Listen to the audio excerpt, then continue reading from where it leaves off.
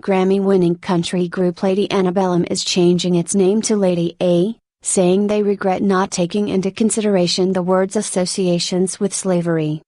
Lady Antebellum is now Lady A. The popular country trio announced Thursday morning that it is dropping antebellum, a word widely understood to refer to the period before the Civil War, from its name and will officially adopt the nickname our fans gave us almost from the start.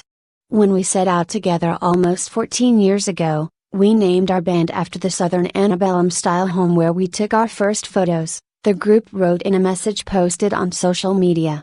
As musicians, it reminded us of all the music born in the South that influenced us. But we are regretful and embarrassed to say that we did not take into account the associations that weigh down this word, the trio continued, acknowledging the central role of slavery during the period. We are deeply sorry for the hurt this has caused and for anyone who has felt unsafe, unseen or unvalued. Causing pain was never our heart's intention, but it doesn't change the fact that indeed, it did just that. Lady A's name change comes in the wake of nationwide protests against racism sparked by the police killing of George Floyd last month in Minneapolis. On Wednesday, NASCAR said it is banning the Confederate flag from its races, and House Speaker Nancy Pelosi called for the removal of 11 statues of Confederate figures from the U.S. Capitol. Lady A's announcement was met on Twitter with a blend of praise and criticism. "This is brave and bold and right," wrote one user. Another called the band's decision a beautiful way to begin a new chapter of history.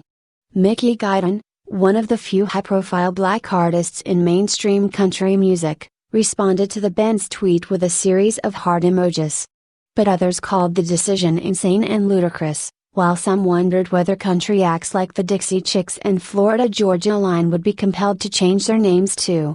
In its message, Lady A said it had been inspired to act after much personal reflection, band discussion, prayer and many honest conversations with some of our closest black friends and colleagues. "We understand that many of you may ask the question, why have you not made this change until now?" The group wrote. "The answer is that we can make no excuse for our lateness to this realization. What we can do is acknowledge it, turn from it and take action.